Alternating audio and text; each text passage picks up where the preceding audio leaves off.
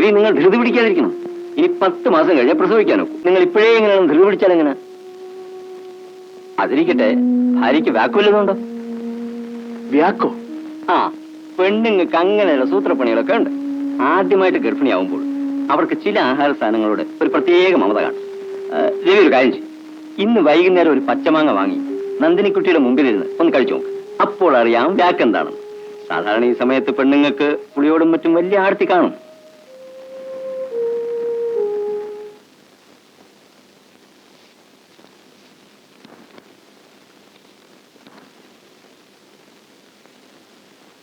നന്ദിനിക്കുട്ടി ഇതേവരെ എന്ത് ചെയ്യുകയായിരുന്നു? ഈ പുസ്തകം 2 ആവർത്തി വായിച്ചു. ഒരു രസവും ഇല്ല. എന്തിനാ ഈ പച്ചമാങ്ങ ഇങ്ങനെ തിന്നുന്നേ? എന്താ നന്ദിനിക്കുട്ടിക്ക് വേണോ? നല്ല പുളിയുണ്ട്. അയ്യേ, എനിക്ക് വേണ്ട.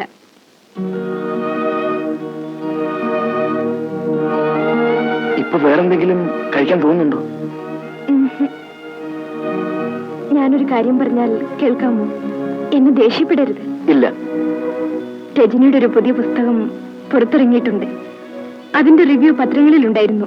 അതൊന്ന് വാങ്ങിക്കൊണ്ടുവരാമോ? പിന്നെന്താ, ഞാൻ നാളെ ഓഫീസിൽ വരുമ്പോ വാങ്ങിക്കൊണ്ടുവരാം. എനിക്ക് ഇന്ന് തന്നെ അത് വായിക്കണമെന്ന് തോന്നുന്നു. ടൗൺ വരെ ഒന്ന് പോയാൽ മതിയല്ലോ. ശരി, ഞാൻ വാങ്ങിട്ട് വരാം.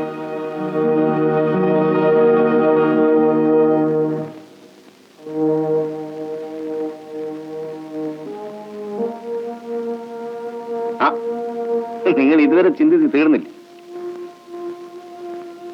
ഞാൻ പറഞ്ഞു കേക്ക്. ഇത് മാനസിക രോഗമൊന്നുമല്ല. ഇനി എല്ലാ പെണ്ണുങ്ങൾക്കും വ്യാക്ക് വരണമെന്നുമില്ല. അഥവാ വ്യാക്കുണ്ടെങ്കിൽ തന്നെ അത് പച്ചമാങ്ങോടാവണമെന്നില്ല.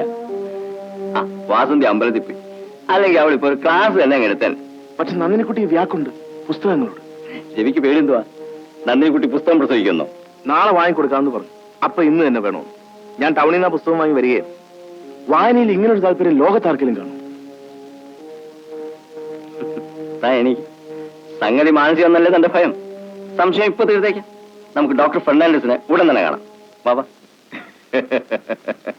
ഇതാണ് കാര്യം. ഞാൻ നോക്കിയിട്ട് മനുഷ്യന് വേറെ യാതൊരു പണിയില്ലെന്ന് തോന്നുന്നു. വെറുതെ പത്രങ്ങളിലും മാസികകളിലും ഒക്കെ മാനസികം കിടന്ന് കളിക്കുക. ഒന്ന് തുമ്മിപ്പോയാ മാനസികം, ഒന്ന് തടിച്ചുപോയാ മാനസികം. പിന്നെന്താണ് മാനസികമല്ലാത്തത്? ഞാനത് പറഞ്ഞു ഡോക്ടർ. രവിക്ക് വിശ്വാസം വരുന്നില്ല. അതുകൊണ്ടാണ് ഞങ്ങൾ ഇപ്പോൾ തന്നെ ഇങ്ങോട്ട് വന്നത്. മിസ്റ്റർ രവി, നിങ്ങളുടെ ഭാര്യയ്ക്ക് യാതൊരു കുഴപ്പവുമില്ല. നോവലുകൾ വായിച്ചു ശീലിച്ചതുകൊണ്ട് പെട്ടെന്ന് വായന നിർത്താൻ സാധിച്ചില്ലെന്ന് വരും. അങ്ങനെ നിർത്താൻ ശ്രമിക്കുകയും വരുത്. അതിരിക്കട്ടെ, നിങ്ങൾക്ക് വായനയിൽ താല്പര്യമുണ്ടോ? ഇല്ല. അതാണ് കുഴപ്പം. അവർ വായനയിലും നിങ്ങൾ ബിസിനസ്സിലും താല്പര്യം കാണിച്ചാൽ വല്ല സംഗതിയും നടക്കുമോ? ഒരു കോംപ്രമൈസിന് ശ്രമിക്കണം. മനസ്സിലായില്ല. അവർക്ക് താല്പര്യമുള്ളത് വായനയാണെന്ന് നിങ്ങൾക്കറിയാം. നിങ്ങളും അതിൽ താല്പര്യം കാണിക്കണം. കുറച്ചൊക്കെ വായിക്കണം. ഏറെ വായിച്ചതായി ഭാവിക്കണം. അവിടെ എല്ലാ പ്രശ്നങ്ങളും തീരും.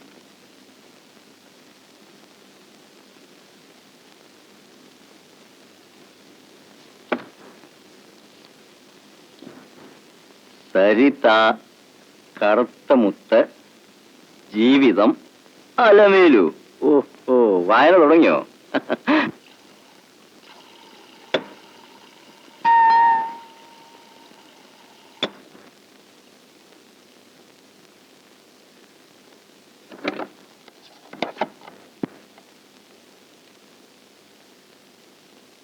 സിഗരറ്റുകളും ഇനി അകത്തേക്ക് വരാമോ? വരൂ, ഇരിക്കൂ. ഭാര്യയായതിനു ശേഷം നന്ദിനിക്കുട്ടി പുരോഗമിച്ചിട്ടുണ്ടല്ലോ. എന്നോട് ഇരിക്കാനൊക്കെ പറയുന്നു. ഇരിക്കാൻ നന്ദിനിക്കുട്ടി. പെട്ടെന്ന് ഇവിടം വരെ വരേണ്ട ഒരു ആവശ്യം ഉണ്ടായിരുന്നു. അപ്പൊ പിന്നെ രവി ഒന്ന് കണ്ടിട്ട് പോകാമെന്ന് കരുതി. കല്യാണത്തിന് ശേഷം നന്ദിനിക്കുട്ടി നന്നായി തടിച്ചിട്ടുണ്ടല്ലോ. ചേട്ടനെ കണ്ടോ? കണ്ടു. എനിക്കാണെങ്കിൽ നാളെ തന്നെ മടങ്ങിച്ചെല്ലണം. ഓഡിറ്റിംഗ് ആയതുകൊണ്ട് രവിക്ക് കൂടെ വരാനും സാധിച്ചില്ല. എന്നോട് ഇവിടെ വന്ന് ഉണ്ടിട്ട് എല്ലാം പറഞ്ഞിരിക്കുകയാണ്. ചോറിരിപ്പുണ്ടോ നന്ദിനിക്കുട്ടി? അയ്യോ, പിന്നെന്താ, ഞാനിപ്പോ വരാം.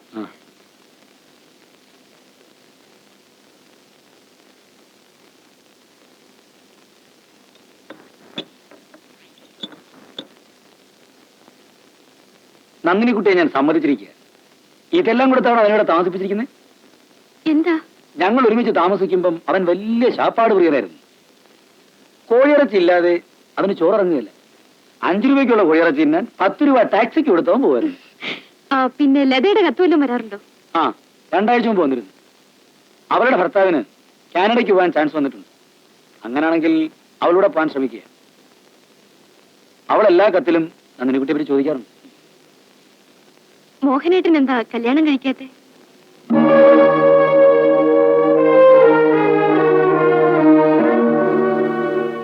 എന്താ ഊണ് മതിയാക്കിയോ? ആ, എന്തോ വിശപ്പ് കേട്ട പോലെ.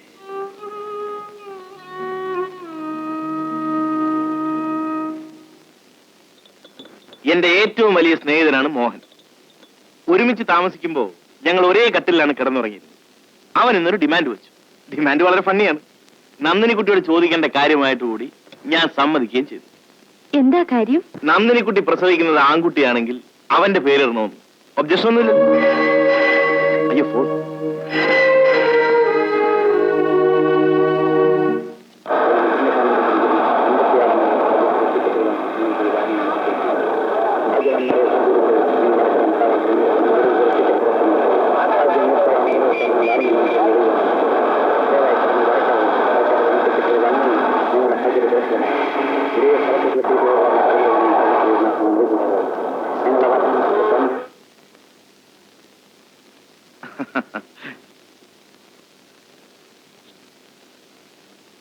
ഇതൊക്കെ ലേറ്റസ്റ്റ് ആണ്.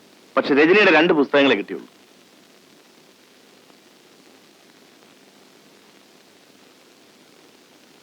നന്ദിനിക്കുട്ടി ഇന്ന് പതിവില്ലാതെ സുന്ദരിയായിരിക്കുന്നല്ലോ. എന്താ കാര്യം? ഞാനൊരു കാര്യം പറഞ്ഞാൽ അത്ഭുതപ്പെടുമോ ഇല്ലയോ? കാര്യം പറയൂ. നമ്മുടെ അടുത്ത വീട്ടിൽ താമസിക്കാൻ വന്നിരിക്കുന്നത് ആരാണെന്നറിയാമോ? അത് കേട്ട് അത്ഭുതപ്പെടണമെങ്കിൽ ഇന്ത്യൻ പ്രധാനമന്ത്രിയായിരിക്കും. അല്ല, രജനി. രജനി? ആ, ഭാര്യയൊക്കെ ഉണ്ട്. നമുക്ക് പോയി ഒന്ന് പരിചയപ്പെടാം. നന്ദിനിക്കുട്ടി, ഞാനൊന്ന് കുളിച്ചിട്ട് പോരെ? കുളിയൊക്കെ പിന്നീടാവുന്നേ. വരൂ. ശരി, നന്ദിനിക്കുട്ടിയുടെ ഇഷ്ടം. പക്ഷേ അയാൾ എന്നോട് വല്ല സാഹിത്യവും പറഞ്ഞാലോ? അതൊക്കെ ഞാൻ ഏറ്റു.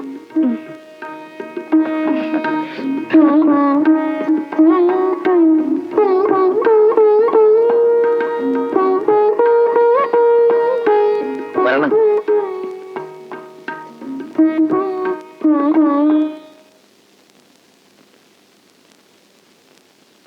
ഓയ്,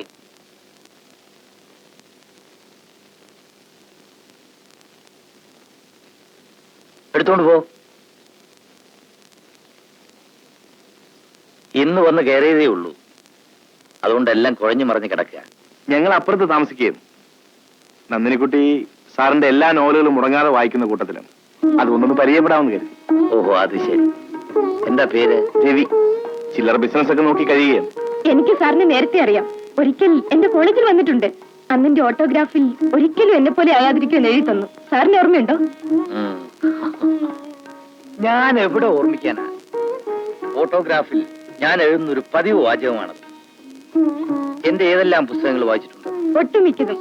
അടുത്തൊരെണ്ണം ഇറങ്ങി, ജാലകം എന്ന പേര്. അതും വായിച്ചു. പക്ഷെ അതിന്റെ അവസാനത്തോട് എനിക്കത്ര യോജിപ്പില്ല. പലരും അത് തന്നെ പറഞ്ഞു. എന്താണെന്നറിയില്ല. നായിക അവസാനം ആത്മഹത്യ ചെയ്യുമെന്നാണ് ഞാൻ കരുതിയത്. പക്ഷെ നീലാകാശത്തിന്റെ അന്ത്യം ഉണ്ടല്ലോ, ഗംഭീരമായിരുന്നു. എന്റെ സ്വപ്നങ്ങൾ വായിച്ചിട്ടുണ്ടോ? അതിലെ രാഘവൻ നമ്പ്യാരാണ് എനിക്ക് ഏറ്റവും ഇഷ്ടപ്പെട്ട കഥാപാത്രം. അയാൾ ആ കണ്ണുകൾ ദാനം ചെയ്യുന്ന ഭാഗമുണ്ടല്ലോ, ഒരിക്കലും മറക്കാൻ പറ്റില്ല. അതിരിക്കട്ടെ, എന്റെ ഏറ്റവും ഇഷ്ടപ്പെട്ട പുസ്തകം ഏതാ? അത് കണ്ണീർ കണങ്ങളാണ്. പ്രത്യേകിച്ചും ആ വിലാസിനി എന്ന കഥാപാത്രം. അത് സിനിമയാക്കിയാൽ കുറച്ച് കാശ് പോയി. പലരും എന്നെ സമീപിച്ചതാണ്. ഞാനൊന്നും തീരുമാനിച്ചിട്ടില്ല. എന്നാ ഞങ്ങൾ ഇറങ്ങുന്നു. ഇനിയും കാണാമല്ലോ. ഓ, നമസ്കാരം. ഒന്നും തന്നെ. ഈ പുസ്തകങ്ങളൊക്കെ എപ്പോ വായിച്ചു? ഏതായാലും ഈ ജന്മം നന്ദിനിക്കുട്ടിയുടെ ഭർത്താവായി പോയി. മറ്റുള്ളവരുടെ മുമ്പിൽ മോശക്കാരനാവാൻ എനിക്ക് പറ്റില്ല. അതുകൊണ്ട് ഞാനും കുറച്ചൊക്കെ വായിച്ചു തുടങ്ങി.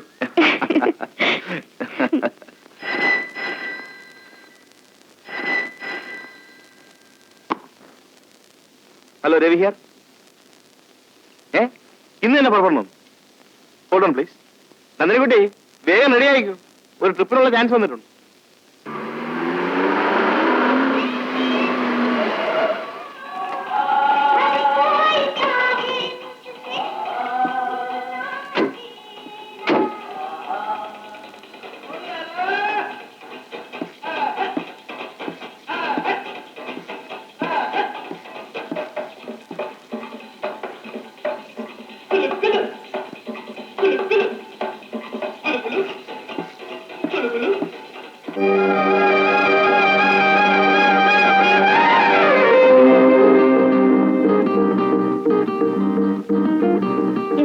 ഭംഗിയല്ലേ?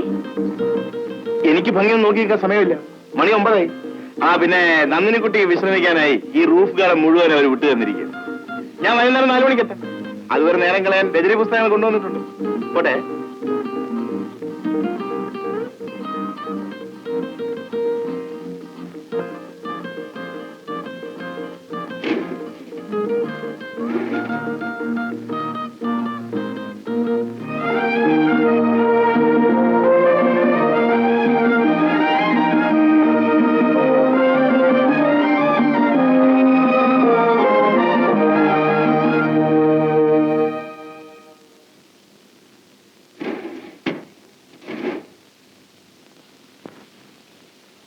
നന്ദിനിക്കുട്ടി, നന്ദിനിക്കുട്ടി ഇവിടെ? എന്റെ ഭർത്താവിന്റെ കൂടെ വന്നതാ. എന്നിട്ട് എവിടെ? പുറത്തു പോയിരിക്കാം, വൈകുന്നേരം മടങ്ങി വരും. നന്നായി, എനിക്കൊന്ന് പരിചയപ്പെടാമല്ലോ. ഭർത്താവ് എഴുത്തുകാരനാണോ? അല്ല, ബിസിനസ്സാണ്. നാം തമ്മിൽ ഇങ്ങനെ കണ്ടുമുട്ടുമെന്ന് പ്രതീക്ഷിച്ചതേയില്ലല്ലേ? മനസ്സിന്റെ ഐക്യമാണ്. ഇപ്പൊ തന്നെ ഞാൻ ഫ്ലോർ മാറി വന്നതാണ്. അല്ലെങ്കിൽ നാം തമ്മിൽ കണ്ടുമുട്ടില്ലായിരുന്നു. നന്ദിനിക്കുട്ടിക്ക് സുഖമല്ലേ? ചന്ദ്രന് സുഖമാണോ? ഓ, ഞാനൊരു കാര്യം പറയാൻ മറന്നു. എന്റെ കല്യാണമൊക്കെ കഴിഞ്ഞു. നന്ദിനിക്കുട്ടി അറിഞ്ഞിരുന്നോ? ഞാനെങ്ങനെ അറിയാനാണ്? എന്നെ അറിയിച്ചില്ലല്ലോ. കല്യാണം അറിയിക്കാൻ കഴിഞ്ഞില്ല. പക്ഷേ ഭാര്യയുടെ മരണം നേരിട്ട് അറിയിക്കുന്നു. അവൾ 2 മാസം എൻ്റെ കൂടെ ജീവിച്ചുള്ളൂ. എന്തായിരുന്നു അസുഖം? ഒരു പനി, അത്ര തന്നെ. പക്ഷേ തെറ്റെന്റേതാണ്. എന്റെ ജാതകത്തിലുണ്ട് എനിക്ക് ഭാര്യ വാഴില്ലെന്ന്. ഇപ്പൊ തോന്നുന്നു എന്റെ പല പഴയ ആഗ്രഹങ്ങളും നടക്കാതെ പോയത് നന്നായെന്ന്. എനിക്ക് പോകാൻ നേരായി. വൈകുന്നേരം കാണാം.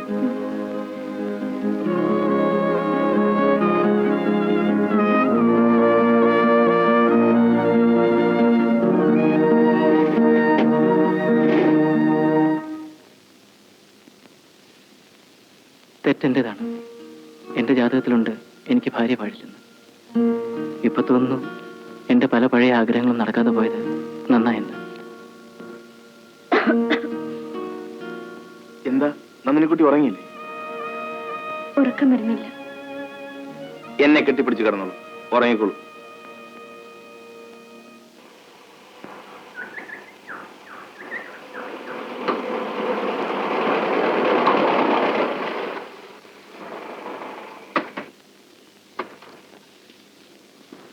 എന്താ ബാച്ചിയുള്ള 1-ാം തീയതിയായിട്ട് വിശേഷം? 1-ാം തീയതിയായിട്ട് വിമാനാപകടമാ പത്രത്തിൽ വായിച്ചത്. 150 പേര് മരിച്ചു എന്ന്. ആ പെട്ടിയൊക്കെ എടുത്ത്. ഓ,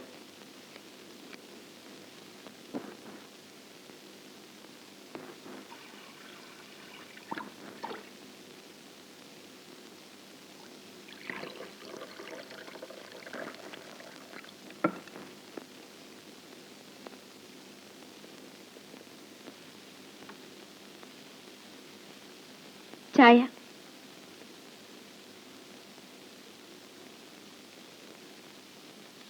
ചേട്ടൻ ഇന്ന് ഓഫീസിൽ പോന്നില്ലേ? ഇല്ല. ഇന്ന് ഓഫീസിൽ പോണെന്ന് പറഞ്ഞല്ലേ രാവിലെ തന്നെ യാത്ര തിരിച്ചത്? 2 ദിവസത്തേക്ക് ഞാൻ പോകുന്നില്ല നന്ദിനിക്കുട്ടി.